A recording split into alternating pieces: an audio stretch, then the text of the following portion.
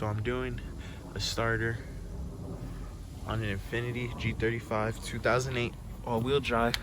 There's no information on this video, so we're just gonna quickly go over what tools I actually used.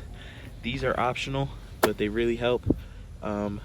Compressor with an air hammer with the flat chisel adapter. You're gonna need a socket set deep. You're gonna need a swivel set. You only need 12, 13, and 14 for this car. You're gonna need an extension, ratchet, some bolt extractors. Definitely gonna need PB blaster, 3/8 ratchet, a pick, pliers, dikes. I have the drill, that's optional, just to make things a little bit faster. I have a 1/2 inch with a 3/8 adapter. You don't need it, but it makes applying torque loads a lot better.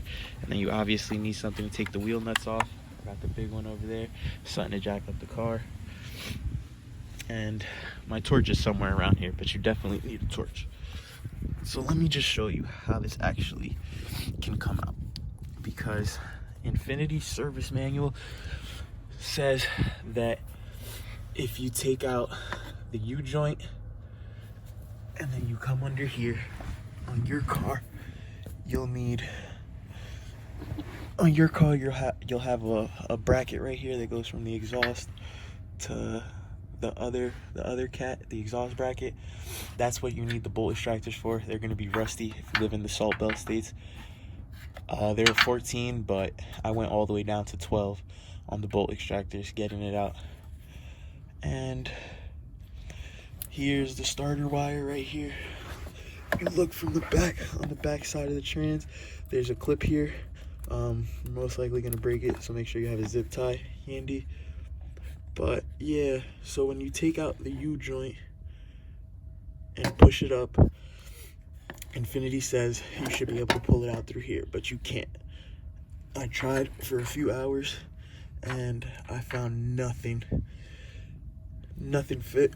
Tried everything, tried to push it out, tried to do this, that, the third.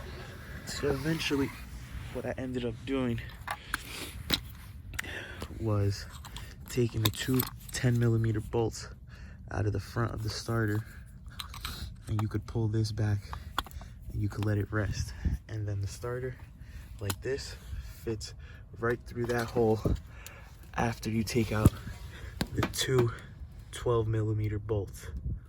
Now that is going to be stuck on. You're going to need to heat it up, hit it. That's why I said the air hammer is most likely the best way to go for this, because even with the air hammer it took me about maybe like 20 minutes to get that off. So imagine hammering it would probably take too long. You need the extension with a 12 swivel to get to the starter power wire. I can't zoom in, but it's that black wiring loom. It's right behind it. It's a 12. You need a swivel socket to get it. It's at a weird angle. But after you get this 12 out on the bottom and you push that up, you should be able to get the starter out right through this hole in the wheel well. But you have to take the starter out like this. You have to take the 210s out. You go from the back, you take the 210s out, make the starter sit flush like that, pull it out. When you put it back in, these two pins go into the holes right before the threaded holes. And then on the starter end, that little plastic piece, you need to catch it in the square, and then you just push it in, and then you put the bolts in, and you're good to go. It's kind of hard because you have to reassemble the starter when it's already in place in the car, but it's definitely doable, because trying to get it out whole is not doable. I tried for a few hours. I finished this method in like 30 to 40 minutes.